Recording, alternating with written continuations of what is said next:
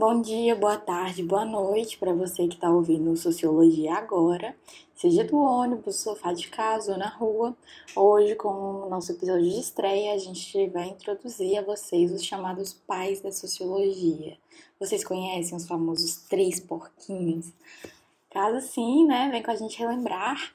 E caso não, pode continuar aqui que a gente vai te contar tudo sobre eles. Esse podcast está sendo então construído por 3 alunos de licenciatura do curso de Ciências Sociais da FMG, o Paulo, a Áurea e a Viviane, e hoje a gente quer trocar uma ideia sobre Durkheim, Weber e Marx, numa intenção de apresentar mesmo um panorama geral sobre quem foram esses caras e por que eles são tão importantes para a sociologia, bem como tentar entender o que eles pensavam sociologicamente. Como eu havia dito já, eu sou a Aira, e eu vou trazer um pouco do Marx para a nossa conversa aqui hoje. Bom, Karl Heinrich Marx foi um filósofo alemão que viveu no século XIX. Sua principal motivação para estudar a sociedade foi sua percepção sobre como as condições econômicas e sociais da época em que vivia, sendo essa sociedade capitalista moderna do século XIX, onde se presenciavam transformações intensas na estrutura social, nas dinâmicas de trabalho e no modo de produção, e onde o principal motor da economia se deslocava do campo e do trabalho artesanal para a cidade industrial, onde os trabalhadores seriam assalariados, seriam alocados de acordo com as necessidades automatizantes da produção de massa, assim isolados do resultado do seu trabalho e vetados os direitos de comercialização do seu produto. Essa situação, que eu acabei de escrever, em que o trabalhador não tem mais poder de comercialização do seu próprio produto, permite então que o dono da indústria, o detentor do capital em questão, distribua como bem entender os lucros desses produtos. Por exemplo, um produto que seria vendido por R$5 na barraquinha da Dona Mônica, agora passa a custar 10, porque além de pagar os insumos e a mão de obra, a gente paga pela estrutura da fábrica, pelo salário da Dona Mônica e também pelo salário do dono da fábrica. E essa partezinha que é apropriada pelo dono da fábrica, ela é a definição de mais-valia, conceito criado por Marx, que define a parte remanescente do lucro do trabalhador, que é apropriado pelo capitalista. Bom, agora que eu já dei muitos spoilers, sobre o que Marx achava da sociedade capitalista industrial, que assim, gente, só caso alguém esteja se esquecendo, vale lembrar que a sociedade capitalista industrial é a que a gente vive até hoje, tá?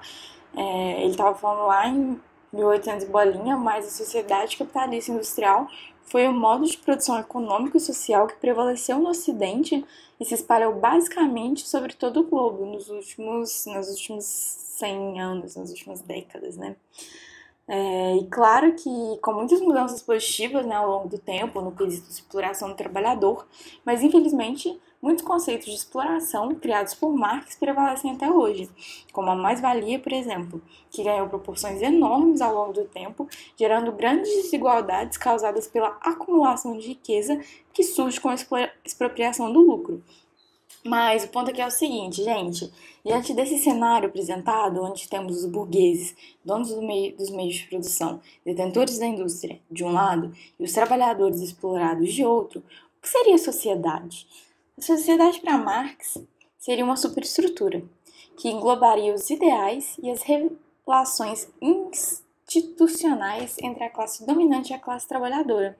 A gente pode observar aqui como o pensamento de Marx pressupõe que as relações materiais, as relações econômicas, se antecipam a qualquer outro tipo de relação, sendo elas, portanto, que ditam como o próprio Estado, a religião, a educação, a família e por aí vai, diversas formas de organização humana, vão se comportar e se expressar. Enfim, como o dinheiro nessa sociedade é o maior intermediador das relações humanas no geral, a organização social em si não se desvia muito disso. A classe que possui dinheiro para dominar esses espaços, portanto, seria a classe que ditaria as ideias que temos sobre essas instituições, educação, família, o Estado, E como nos relacionamos com elas. Sendo assim, a organização social para Marx, a sociedade, seria onde os patrões impõem as suas ideias sobre os trabalhadores através de espaços confiáveis para estes, como a escola, a religião, a política. Agora, é bom a gente entender junto aqui que a sociologia foi a forma através da qual Marx conseguiu explicar as suas percepções críticas sobre a realidade em que ele vivia. E por que isso? Porque ele se dispôs a entender os motivos pelos quais o trabalho e o comércio mudaram tanto e se tornaram algo que intensificava o sofrimento humano na sua época. Marx entendia que o trabalho era o meio pelo qual o ser humano se relacionava com o mundo e com os outros seres humanos. Ou seja, o trabalho seria então algo natural, né, do próprio ser humano. E é daí que ele consegue alimentos, protege, cria relações, interfere mesmo no mundo. Sendo assim, por que o trabalho deveria ser algo ruim? Que a gente faz desgastando nossa saúde física e mental por um resultado que não compensa esse desgaste. Enfim, dessa forma, Marx precisou estranhar a situação na qual ele e os trabalhadores de sua época se encontravam e olhar para esse cotidiano vivido por eles de forma diferente, colocando em prática sua imaginação sociológica para tentar descobrir, né, a fonte dos sofrimentos desses trabalhadores. Agora que eu já apresentei nosso caro Karl Marx para vocês, eu passo a palavra para minha amiga Viviane. É com você, Vivi. Ei, pessoal, meu nome é Viviane Fernandes, sou estudante do curso de graduação de Ciências Sociais pela Universidade Federal de Minas Gerais. E nesse segundo bloco, a gente vai conversar sobre Émile Durkheim, um importante autor para a sociologia francês, que nasceu em 1858 e faleceu em 1917.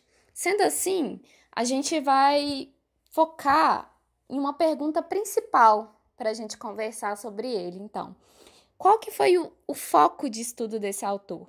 E quais que são os conceitos chaves para a gente entender também as análises feitas por ele? O foco de Durkheim foi entender a sociedade, entendendo a sociedade como uma estrutura e um determinismo social que é imposta na formação dos indivíduos. Ou seja, muitos dos meus costumes e hábitos no dia a dia, eles não são autônomos, nem os seus. Ele parte de uma coletividade, de um determinismo. E para isso, a gente já pode entrar no primeiro conceito primordial para esse autor, que é a ideia de fatos sociais. O que são os fatos sociais?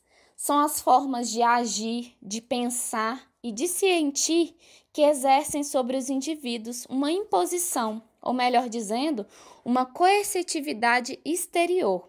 Então, para o autor, a nossa forma de agir e os próprios costumes também, e os hábitos, eles não são autônomos individuais, conforme a nossa vontade, mas são impostos, são coercitivos. Então, para isso, Durkheim acredita que toda sociedade possui um regramento, possui uma norma. E justamente isso é que mantém a sociedade em estabilidade, sem entrar o caos. Então, a gente também pode pensar na ideia de solidariedade, um segundo conceito muito importante para o autor. O que seria essa solidariedade? A solidariedade é justamente uma reprodução dos valores morais, ou seja, a ideia de instituição. A família é uma instituição, a igreja é uma instituição, o Estado, né, que tem uma constituição dos nossos direitos e normas enquanto cidadãos. As organizações, os movimentos sociais são instituições que têm a sua moral própria. E também tem uma ideia de solidariedade nisso, porque é o que mantém um tipo de coesão nas ideias, na forma de agir, do que pode ser feito e do que não pode ser feito. Então, a solidariedade é um tipo de coesão importante, porque ela também ajuda na estabilidade da sociedade e dispensa um tipo de ausência de conflito. Então, para Durkheim, essas duas ideias, uma, os fatos sociais e a outra, a solidariedade, elas são essenciais para manter a estabilidade da nossa sociedade. Uma outra ideia importante em Durkheim é a noção de anomia. O que é anomia? A anomia é a ausência de normas e leis. Então, se a gente tem uma estrutura de sociedade que tem uma ordem, se houver anomia, A anomia é totalmente a ausência de normas. E se caso uma sociedade tivesse uma passagem para a anomia, isso seria o caos. Então, esse é um outro conceito muito importante para Durkheim. Outra questão, um exemplo da gente entender como que acontece essa consciência coletiva, é o exemplo das torcidas de um jogo de futebol. A torcida do Atlético e do Cruzeiro, por exemplo. O que faz aquelas pessoas que vão ali torcer no jogo pularem, gritarem, se expressarem de uma forma muito apaixonada? Será que partiu realmente de um sentimento individual e não é algo coletivo? Para Durkheim é uma efervescência, é uma energia coletiva que acontece justamente por ter uma coesão coletiva que é a mesma, no sentido de hábito e costume. Tem-se um costume de como torcer em um estádio de futebol. Então, sendo assim, fazendo um pequeno resumo, o foco principal de Durkheim é a sociedade, entender como a sociedade tem regras e normas que são impostas de como os indivíduos vão agir, pensar e sentir. Isso é os fatos sociais, que vão criar um tipo de solidariedade a partir das instituições que a gente faz parte e do meio que estamos também. E a ausência de tudo isso, que teria uma desintegração, poderia levar ao que ele chama de anomia, que é uma ausência de normas, de leis da vida social, que poderia levar a sociedade a um completo caos. Então é isso, pessoal.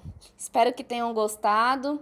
Uma excelente semana e estudo para vocês. Agora, passo a palavra final para o meu colega Paulo. Olá, pessoal. Espero que vocês estejam bem. Me chamo Paulo e hoje eu vou falar um pouquinho mais para vocês sobre o terceiro porquinho da sociologia, Max Weber.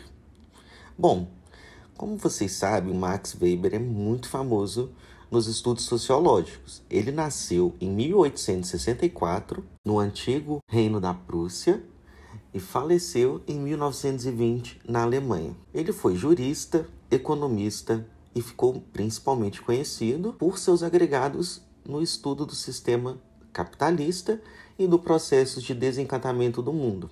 Bom, é importante a gente pensar que o contexto em que o Weber nasceu influenciou a forma com que ele enxergava o mundo, a forma com que a teoria sociológica desenvolvida por ele explicava determinadas situações. Dito isto, no seu nascimento, o Império Alemão estava se consolidando. E isso, ao longo da vida do Weber e ao longo da história, que foi coincidente uma coisa com a outra, isso acabou ocasionando a Primeira Guerra Mundial. E as últimas obras do Weber, que são muito importantes, elas foram justamente no período de 1904 até 1920. As obras mais importantes do Weber são A Ética Protestante e o Espírito Capitalista, lançado em 1904, A Ciência como Vocação, lançado em 1917, A Política como Vocação, de 1919, e Economia e Sociedade, de 1920. A obra mais famosa de Weber, e é o cerne de todos os seus pensamentos sociológicos posteriores, é A Ética Protestante e o Espírito Capitalista. Nesse estudo, ele realiza uma pesquisa minuciosa a respeito de como o protestantismo fortaleceu o regime capitalismo moderno e de que forma a racionalização impulsionou as relações econômicas da modernidade. Racionalização também pode ser chamada como desencantamento do mundo, e é um processo concernente à modernidade. As sociedades modernas vêm sendo cada vez mais racionalizadas, e a gente observa uma separação entre as esferas religiosas, econômicas, política, moral, e tudo isso é direcionado a partir do pensamento científico. Então, se antigamente nós tínhamos a religião como o principal cerne de tomada de decisões, a partir da modernidade e do desenvolvimento das sociedades do século XVII, XVIII, XIX e XX, isso vai se transformando para a ciência ficar como principal vetor de tomada, né, de decisões. Então, assim, o ponto de partida para a gente pensar nisso é as sociedades, como as sociedades se desenvolveram a partir do século XVII, XVIII e XIX. A modernidade, ela consolidou esse processo. Então, a partir do processo de racionalização do mundo, a religião se distanciou das tomadas de decisões. E vale também ressaltar que, até hoje, a sociedade mais racional que existiu, de acordo com Max Weber, é a sociedade ocidental, que racionalizou os processos econômicos. E aqui chegamos na parte da economia da obra de Weber. Então, nessa obra, A Ética Protestante, o Weber demonstra que, ao mesmo tempo que a religião perde esse controle sobre decisões e tomadas institucionais, vai servindo de mecanismo de reforço para o próprio sistema. Então, embora ela não esteja mais na linha de frente das decisões, ela é um mecanismo impulsionador do sistema. Bom, um dos exemplos que o autor traz desse tipo de religião se tornando um mecanismo impulsionador do sistema capitalista é a religião protestante. Vale ressaltar aqui que o catolicismo, que antes, até então, apresentava controle institucional, visto que a sociedade ainda não tinha passado pelo processo de secularização, essa igreja católica era extremamente contra o acúmulo de capitais. A riqueza da ideologia católica é uma forma de desagrado a Deus. Você estaria saindo dos padrões esperados. A riqueza, anteriormente no catolicismo, era encarada como pessoas que não estavam seguindo os planos de Deus. O acúmulo não era bem visto. E o protestantismo também seguia essa mesma lógica. Quando aconteceu a reforma luterana, o protestantismo passou a encarar o trabalho e a forma de acúmulo de riqueza como uma forma de agregar a Deus. Quanto mais você trabalhava, mais você estava agradando a Deus. O acúmulo de riquezas, né, que era condenado anteriormente, passou a ser visto como algo positivo, visto que era uma forma de você demonstrar o trabalho e o quanto você estava agradando a Deus. Bom, é uma forma da gente se pensar as relações econômicas entre sociedade, religião e economia em si. E assim, hoje em dia a obra continua sendo muito válida, pois não nos faltam exemplos de como a religião é apropriada pelo sistema capitalista e acaba se tornando uma mercadoria com valor de troca. Bom, gostaria de falar rapidamente agora, para finalizar, a metodologia de Max Weber.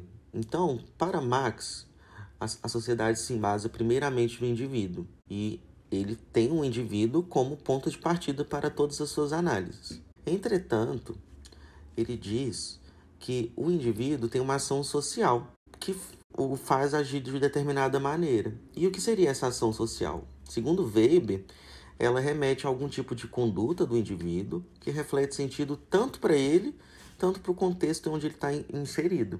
Isso é importante, porque o indivíduo nunca vai conseguir agir, de acordo com a sociologia de Weber, fora dos preceitos sociais que o circundam. Então, ele não conseguiria agir dessa forma diferente sem ser racionalizando esse tipo. Bom, e para finalizar, a cultura, né, de acordo com Weber, é um resultado de todas essas relações entre os indivíduos que constituem a sociedade. Então, cada ação de cada ser humano é ditada por um sistema de hábitos, essa ação, costumes, crenças e valores, e que podem ser compreendidos a partir das motivações e intenções do indivíduo. Bom, é importante a gente ressaltar também que o autor dá um enfoque muito grande para os padrões econômicos do social. E ele, assim como Karl Marx, considera também que os fatores econômicos influenciam diretamente na tomada de decisões do indivíduo. Bom, gente, vamos ficar por aqui. Espero que vocês tenham gostado. Espero que vocês tenham aprendido um pouco mais sobre os autores clássicos da sociologia. E é isso. No próximo episódio a gente vai ver mais um pouquinho sobre os clássicos também. E espero vocês, tá bom? Até mais!